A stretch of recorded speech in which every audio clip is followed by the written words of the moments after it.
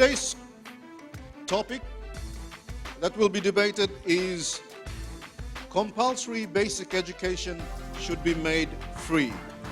And I'd like to call upon the first member of the team from the affirmative side, from Marianville Secondary. That's Marian Ambane, to introduce her team and to begin our debate for today. Thank you.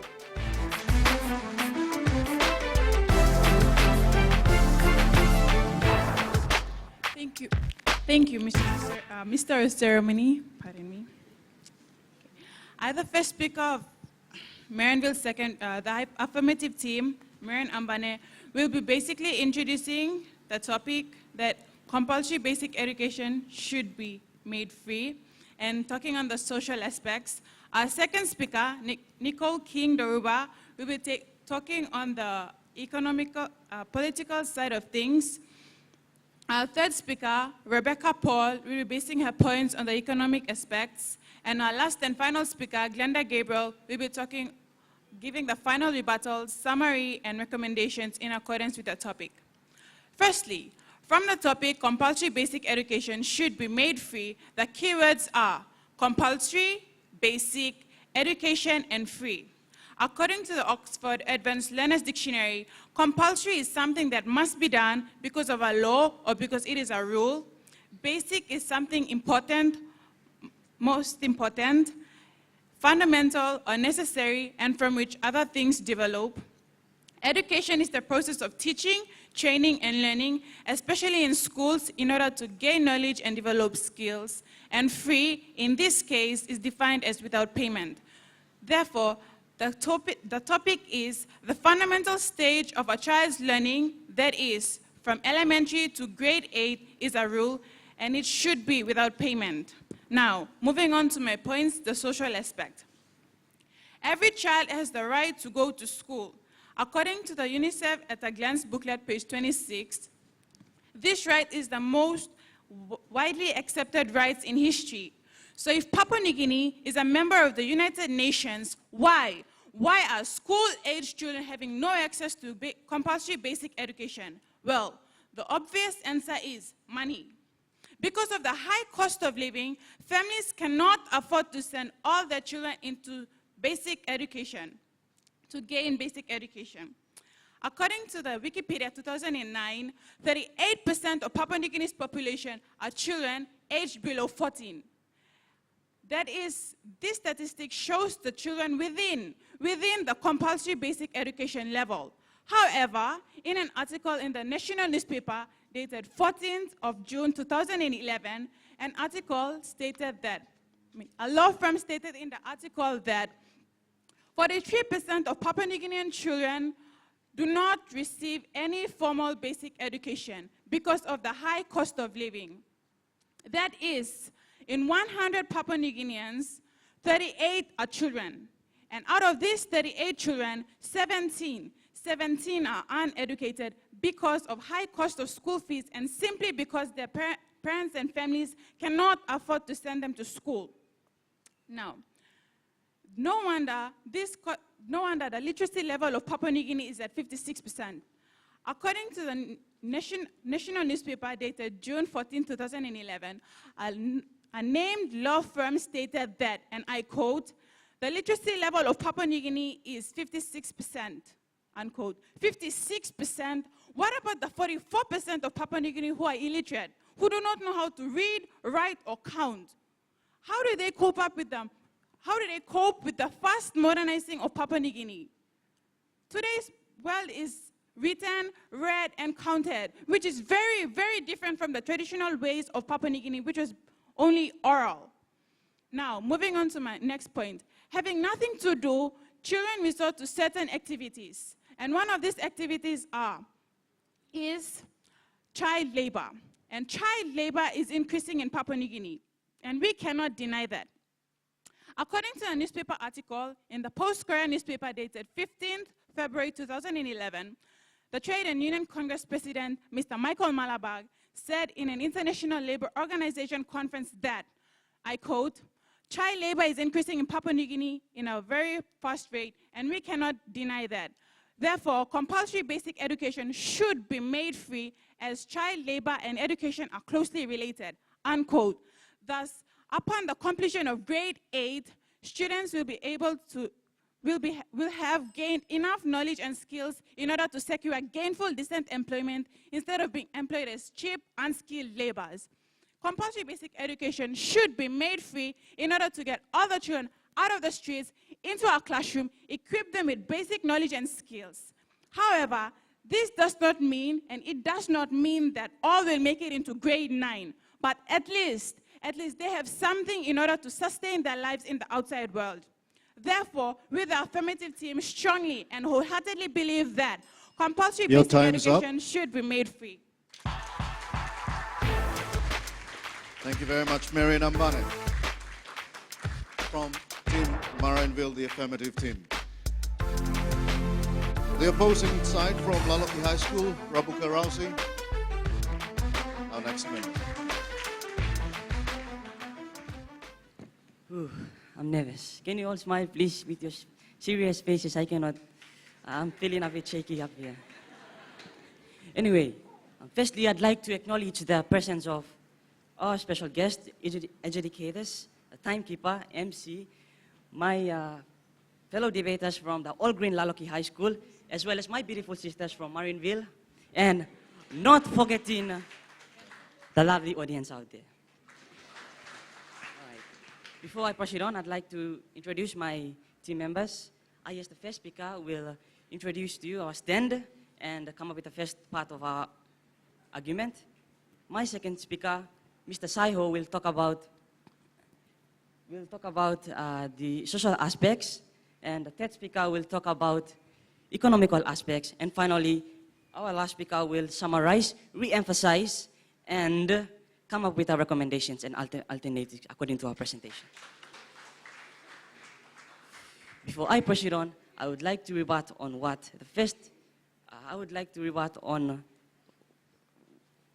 first speaker of the affirmative side has said. Now, she has mentioned, there's two things that I'd like to correct. She first mentioned that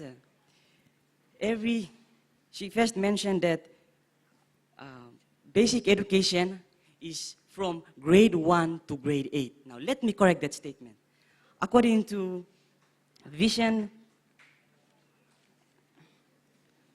we acknowledge the government's drive for human resource development in the Vision to 2050. Now, in the book of Vision 2050, page 5, 17.1, I quote, states that free and universal basic education for all school-age children are from elementary 1 to grade 12. Now, you are looking at covering the cost of grade 1 to grade 12, not grade 1 to grade 8. And when you look at the cost, it's too much.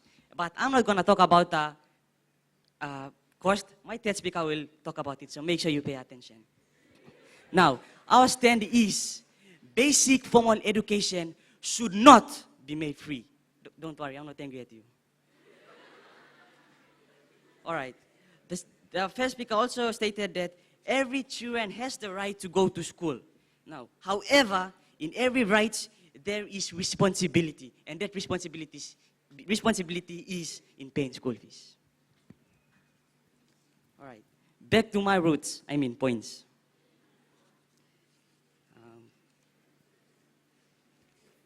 Firstly, we, the negative team, I'll reaffirm again that we strongly believe that basic education should not be made free.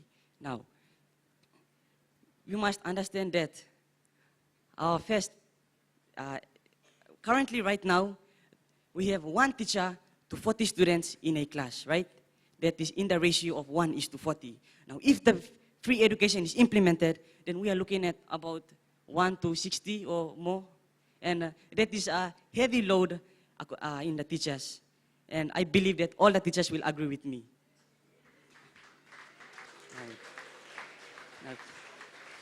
And as a result, I am very, very, very, very, very sad to say that our teachers might as well walk out of their classrooms or even resign. And so,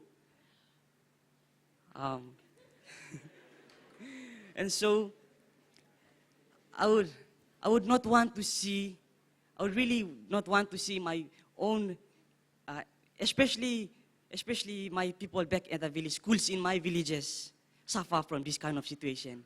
And as a matter of fact, I strongly believe that basic education should not be made free.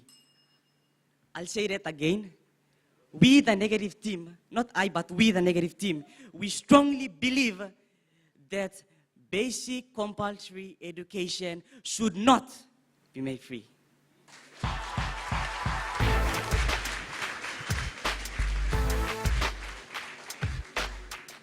Rabuka Rousey from the negative side. I'd like to call upon from the affirmative team, Nicole Doroba from Marianville High School.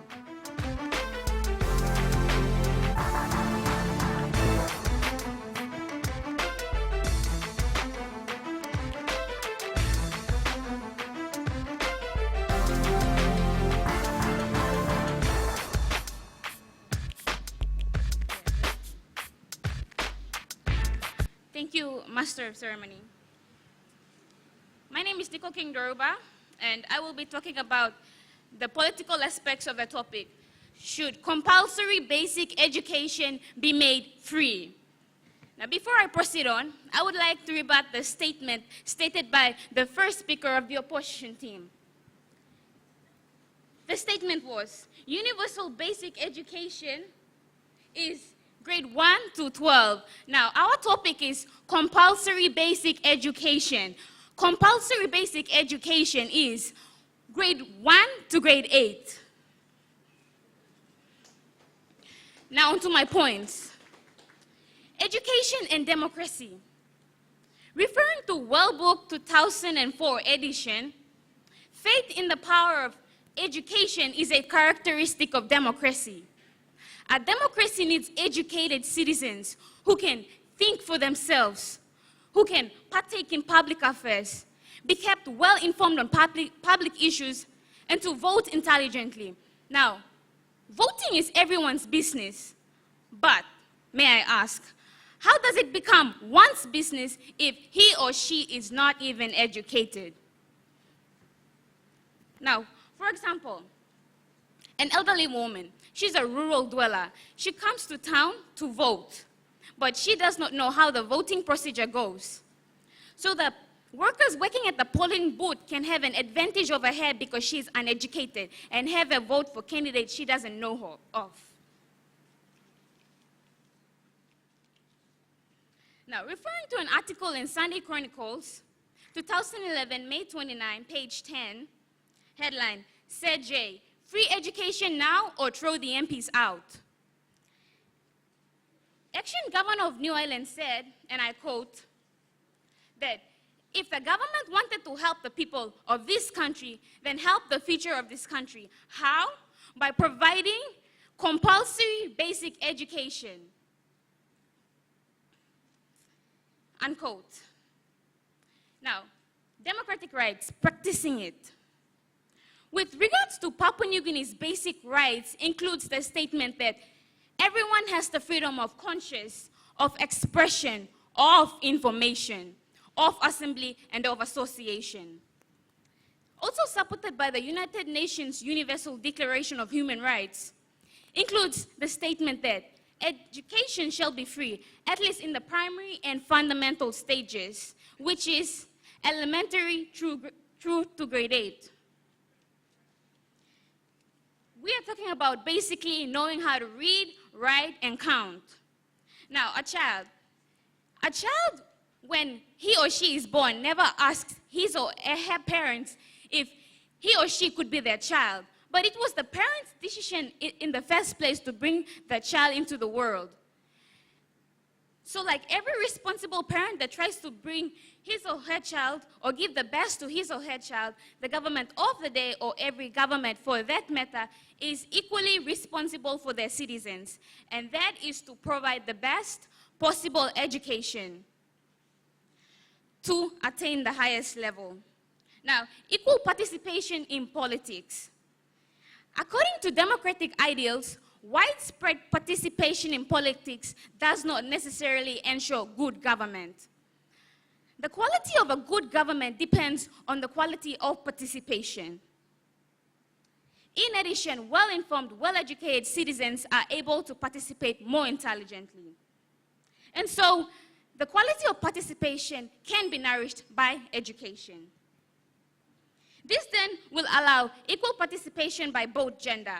Now, according to an article in The National, June 1st, 2011, titled Gender Equality Key, U.S. Ambassador at Large for Global Women's Issue said, and I quote, that in countries where men and women were close to being equal to political empowerment, access to education enjoy greater prosperity and economic growth, unquote. Referring back to World Book 2004 edition, an educated citizen and active citizenry is one of the best guarantees against corrupt and inefficient government. Therefore, we, the Affirmative, strongly and wholeheartedly believe that compulsory basic education should and must be made free.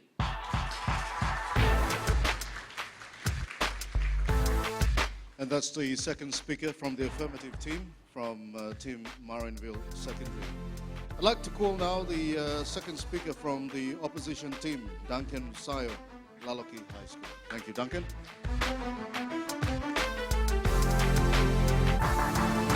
Okay, I'd like to once again thank the educators, judges, the timekeeper there, MC, and all the audience there, but not forgetting the people at my back. Before I proceed on to my points, as the second speaker of the negative side, I'll talk about the social aspect. Before I proceed on to my points, I have some rebuttals to make. The government side or the government side has stated something like politicians or, sorry, I beg your pardon. They stated something like women being labor and all this, but this is not part of our topic. We are talking about compulsory basic education that should not be made free. That should be made free, but we are standing against the topic. Okay, back to my points. Firstly, formal basic education.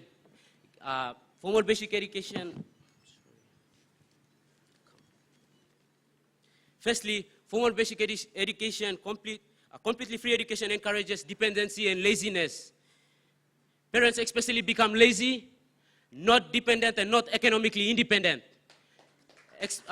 And also children are not taking the education as their priority. And one classical or technical example is that in Papua New Guinea, people expect free handouts from politicians, and we don't want to build that kind of mindset in our educational systems. Therefore, we the negative team strongly stand for the compulsory basic education should not be made completely free. Secondly, government is slow in delivering funds to the school because their account open at March. You just imagine all the schools resuming without, all the boarding schools in the country resuming without food in the mess. That's the reality of 21st century, that schools we cannot bypass. And thirdly, free education gives burdens to the government of the day. When the government, they cannot pay, when they pay more on school fees, they got other areas such as health and many more you can name to look at. But when they cannot afford such areas like this, they go and live on borrowed loans. And at the end, we end up having too many debts to pay. And when we have too many debts to pay, then we might even eventually sell our country away to the foreign because we are having loans out there. So, as the citizens of this country, would you like to live in a country where there is deficit? Definitely not. That's why we, the negative team, strongly believe and stand for formal basic education should not be made completely free. And finally, I would like to bring to your attention that education is a shared responsibility. It is the responsibility of the parents, the community, and the nation as a whole.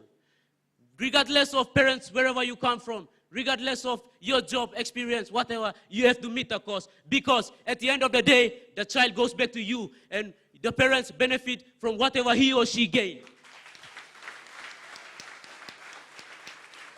So, that is why we, the negative team, strongly believe and stand for formal basic education should not be made or should not be made completely free. Thank you.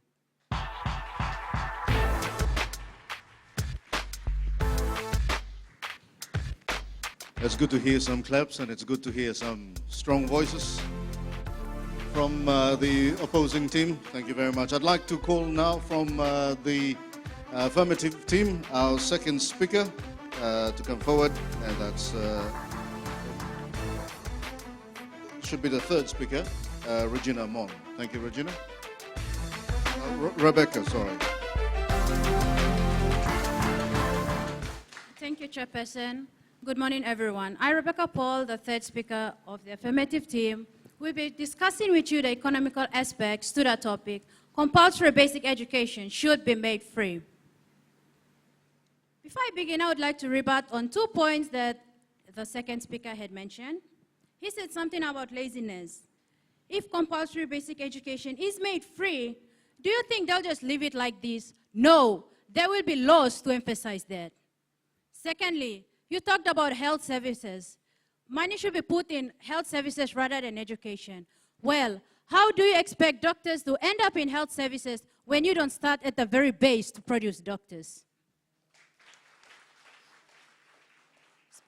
Speaking from the economical point of view, firstly, if compulsory basic education is made free, this gives the chance to the bulk of our country's population, which is 87%, according to the Wikipedia figures for 2009, to be literate, those who dwell in the rural areas. As we all know, rural dwellers are subsistence farmers. Their only source of income is through the selling of their goods or their catch. If compulsory basic education is to be made free, instead of them saving their little income for their children's basic education, it can be used for other necessities, such as clothing, health services, and so on. In return, the children may at least secure jobs in the formal sector after advancing their education. However, those who cannot or do not excel can fall into the informal sector, whereby securing jobs in business organizations or can be able to make up or start up their own businesses because they are able to read, write, and count. In other words, they are literate. In doing so, they help their families and also pay tax back to the government, which is their main source of revenue. And mind you, PNG follows the progressive tax method, PAYE, that stands for pay as you earn. As per an article in the Post-Courier dated the 5th of November 2010, a parliamentarian said, as I quote, "This can relieve Papua New Guineans from the burden of meeting the ever-increasing school fees in our education system," unquote, especially when services are unequally distributed, leaving the rural dwellers with less. Secondly, PNG is rich with natural resources, forestry, tourism, agriculture and livestock, and fisheries. And according to the medium-term development plan for years 2011-2015, it states that the country has abundant marine resources with the largest fisheries zone in the Pacific. All this generates most of the country's revenue. And according to the country's treasury report for years 2009 to 2010, the country's revenue per annum is over 6 billion kina. And as per an article in the Post-Courier, dated the 9th of September 2008, the LNG project is worth 30 billion kina and is set to double or even triple our economy, our country's economy. With that, the government should be able to provide and finance free compulsory basic education. I know some of you might be thinking, what about health services and infrastructure? Well, in order to improve these areas, we have to start from the very base. We need to start encouraging free basic education. In other words, how can we improve our health services when we cannot produce doctors in basic education by providing it free? According to the PNG Vision 2050, 1.18 Public Investment Budget Strategy, it states that every sector comprises of its own budget. To conclude, our economy has expanded over the years. And as per an article in the National dated the 30th of May 2011, 17 billion kina is budgeted for free compulsory basic education for the next decade. That is 1.7 billion kina for 1 year or per year. Comparing that to 6 billion kina per year that our economy is, I see no reason why the government should not have enough to finance free compulsory basic education. Thank you. Thank you very much, Rebecca Paul, the third affirmative speaker from Team Marianville. This is the IBS school debate. The participating teams today, Laloki High School and Marianville Secondary. And for those of you who have just joined us, we are happy to have you with us. Our adjudicators are here, our timekeepers are here. Just quickly make mention for our adjudicating team, we have three members who are here who are doing the scoring for the team. Okay, let's take this time now to call on the speaker from Laloki, speaker number 3, and that's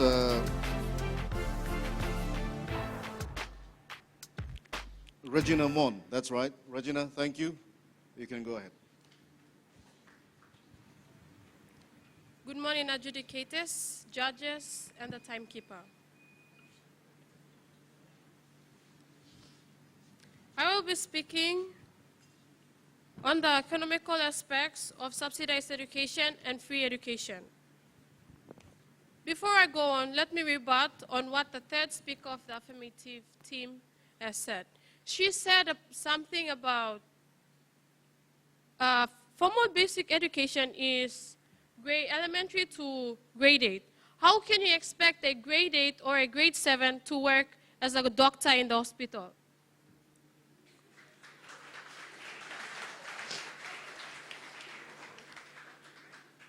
One, let me give you the current figure for subsidized education. The Secretary Circular 10/2011 on the 23rd of February 2011, 181 million is allocated to each sector. Elementary, about 61 million. Primary, about 90 million. High school, secondary, about 24 million. Vocationals, about 4 million. Food, 7,460. Permitted school, 492,000. Others, 70,000. With 181 million in our mind, let us consider free education. 2. For free education, the government would have to pay 308.5 million, which is 3% of the National Education Board. This figure is much higher than subsidized education. According to the Secretary Circular 10/2011, the sectors would need 18 million for elementary, 92 million for primary, 22.5 million for secondary. The difference for free education and subsidized education. It would cost the government 127.5 million, or even more than what is stated for free education. Wait. This is just for free education. What about the universities and colleges that we have? Let me re-emphasize on our stand. We, the negative team, strongly oppose that formal basic education should be made free. For 4 universities, that is University of Papua New Guinea, University of Technology, University of Goroka, and Pacific Adventist University. The government pays more than 184 million overall to these universities. Example, the University of Papua New Guinea, the subsidy is more than 80 million. Just think what would cost the government to pay if it is free education. We are looking at more than what is stated for this single university. Think of the 3 universities as well. How much is the government going to pay if it's free? This would add more responsibility to the government. Consider this, how the government would pay for all this. Let me re-emphasize on my first speaker has said. No one country that is already developed is practicing this. Do you really think it will work for a developing country as PNG? Therefore, we, the negative team, strongly believes that formal basic education should not be made free.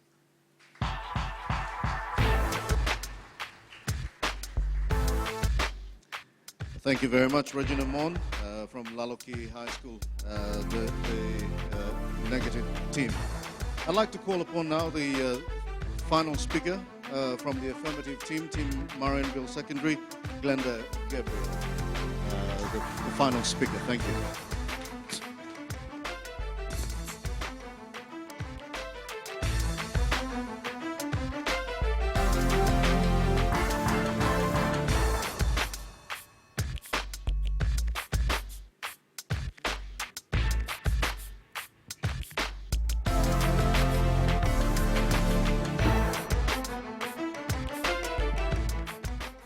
Once again, thank you, Chairperson. Good day, judges, the honorable members of the opposing team, my fellow debaters, and the audience. I am Glenda Gabriel, the 4th speaker of the affirmative team, and I will basically be rebutting what the first 3 speakers of the opposing team have mentioned, summarizing what my team have said, and lastly, doing my recommendations. Firstly, the first speaker of the opposing team stated that teachers will walk out of the classroom because of overcrowding. Well, welcome to the light.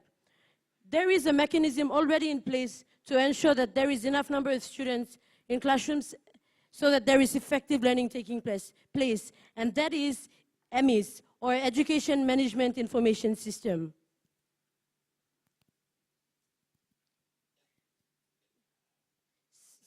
The second speaker of the opposing team mentioned that it will be a burden for the government of the day because it will be a burden for the government of the day because, it will be a burden for the government of the day. But let me tell you, if the action governor of Venga province and New Island province, if they can implement free education system, I see no reason why other provinces should implement that system because all the provinces are given equal funds to run their provinces annually. The third speaker stated that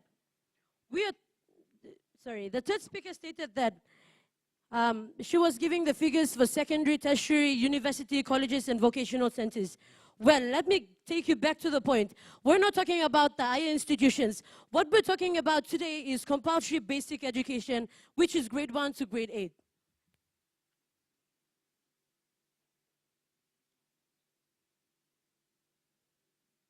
Moving on to my point. As defined by the Oxford Advanced Learners Dictionary, social is concerned with the society, the quality of the society. According to an article in the national newspaper dated 10th of March 2011, it states that to have a sound and happy society, Papua New Guinea needs to focus in education.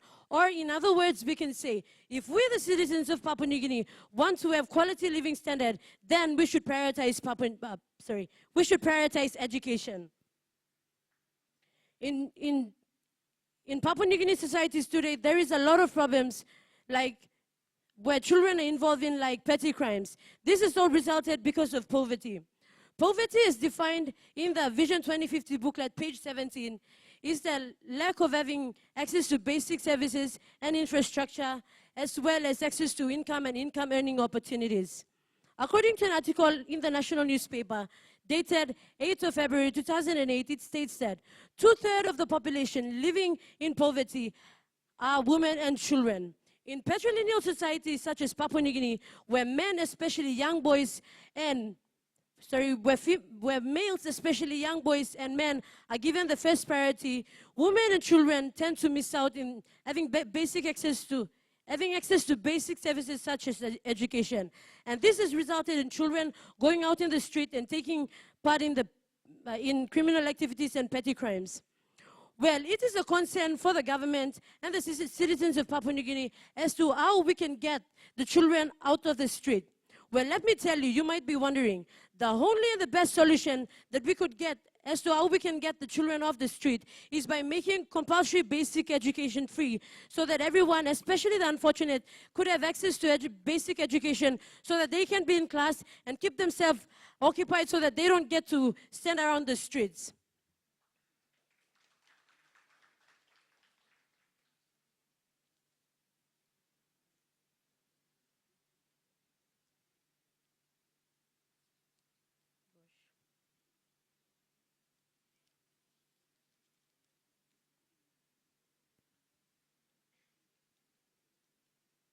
Well, how can the government achieve the Vision 2050? That is, we will be a wise, smart, fair, happy and healthy society by 2050, when children who are the future leaders of tomorrow, are in the streets, hanging around, having no access to basic education? Or how can we have effective leadership and governance in place when with an illiterate population? The current scenario in Papua New Guinea guarantees us that we will not have a better future, because the future of tomorrow, they are hanging around the streets, that they don't have access to basic services like education.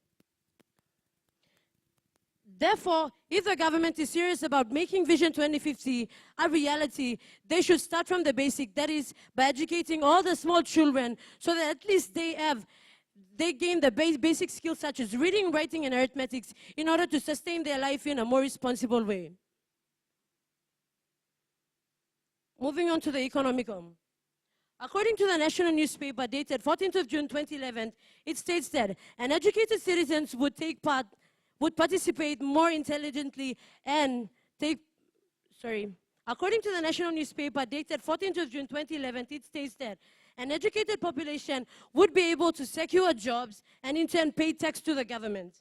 Speaking of basic education, as stated in the World Book, Volume 5, page 87, it states that and basic education helps citizens to be productive members of the society, both as workers in the economy and as partakers in the democratic processes.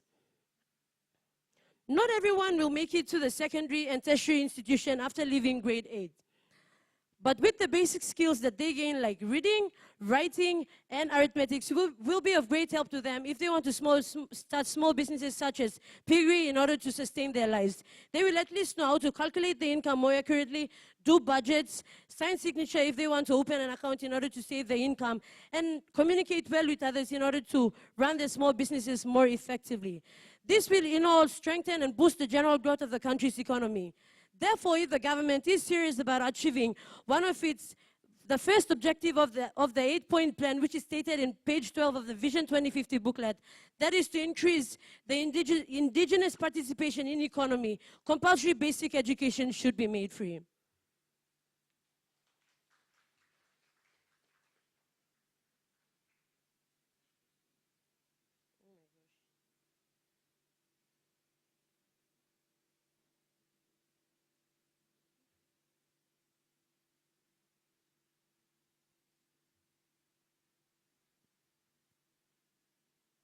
Moving on to my recommendations.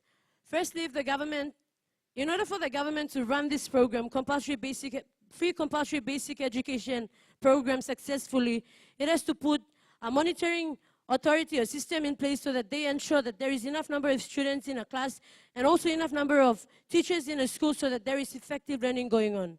Secondly, if the government want to run this program successfully,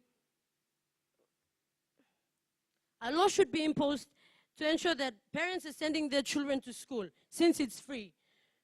If they don't, the law should ensure that the parents face the consequences. This will then motivate the children to go to school, and at the same time monitor the children are in school. Thank you. And that's the final speaker from the affirmative team, from Team Marianville Secondary, Glenda Gabriel. I'd like to call now the final speaker for the negative team, who is against compulsory basic education should be made free, Laloki High School, Goma Villa.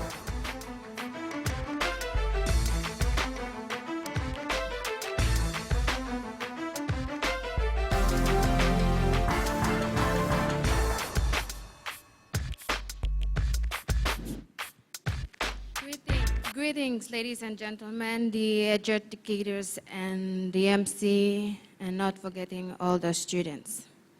Today, I take my stand that compulsory basic education should not be made free. I would be re-emphasizing mostly on the points presented previously by my team members. Before I do so, I have a few rebuttals to make concerning the affirmative team. One, they've said that Papua New Guinea is a very rich country in terms of natural resources. Well, that's very true. But all the revenues made from the mining sectors, loggings and all that does not stay in Papua New Guinea. Most of it goes to overseas countries that have shares in the mining sectors. Only 22% stays in this country, and from that 22%, only 15% stays with the government, and the rest is distributed by landowners and other people who have shares in that. So how can the government, with that 15%, implement free education rather than other sectors? The other point that I want to make rebut on is that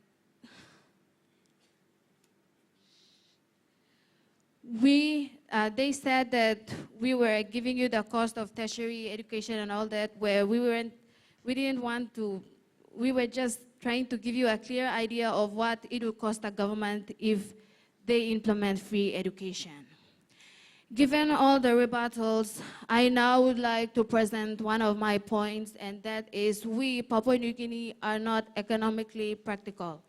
This means that we were and we are still not capable of doing anything profitable.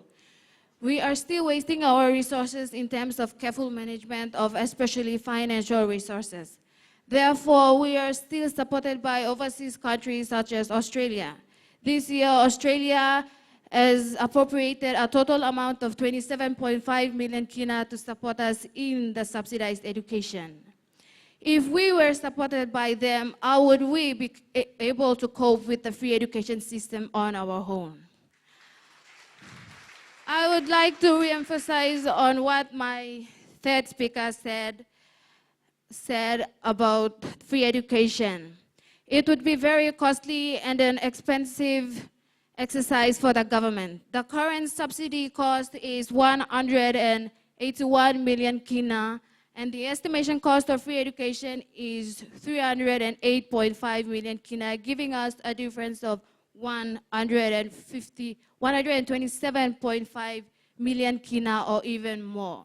It's not only the education sector that the government is looking after. There are other sectors such as health, and also there are other government infrastructures that needs to be developed.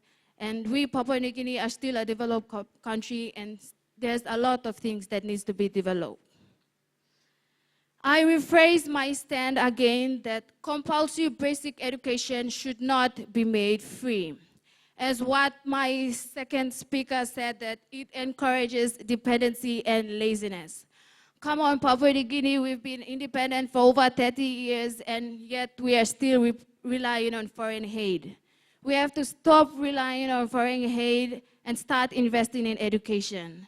Every child has the right to education, and so parents must make it their priority to get things right. Plan the number of children they want to have so that they can invest in every child's education. In that way, they would have a part in bringing their child up educationally.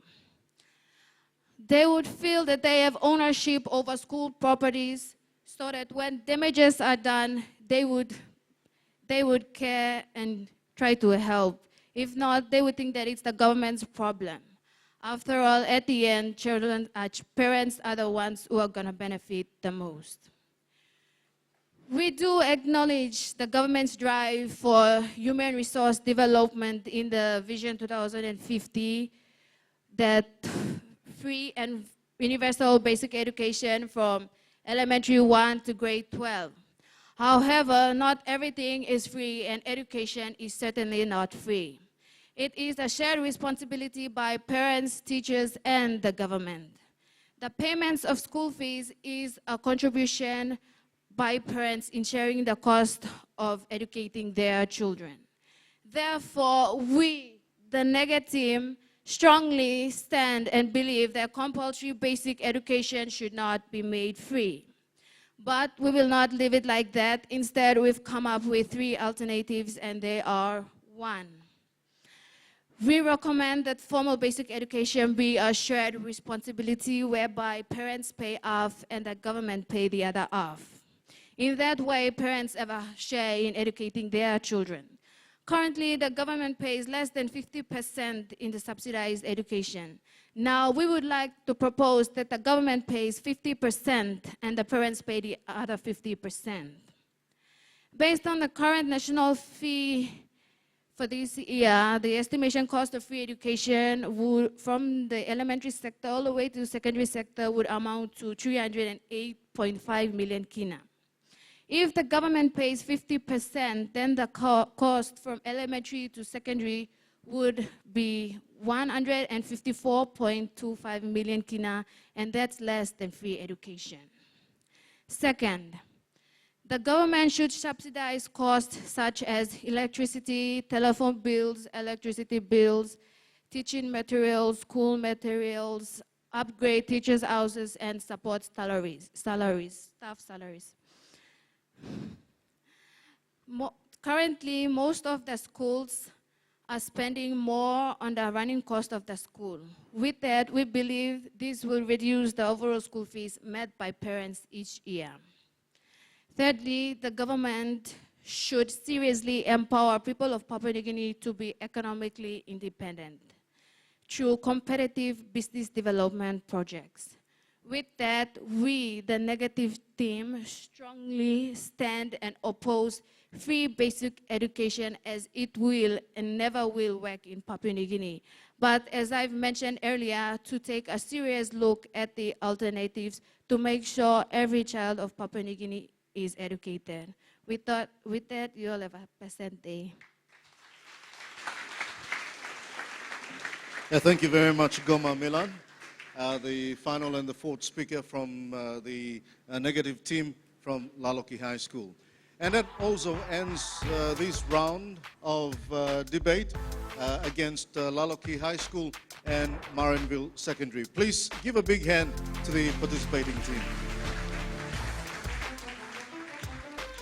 And you may leave the stage. Marian Ambane, Nicole King Doruba, Rebecca Paul, Glenda Gabriel from the team Marianville, Rabuka Rausi, Duncan Sayo, Regina Mon, and Goma Milan from the Laloki team. Thank you very much.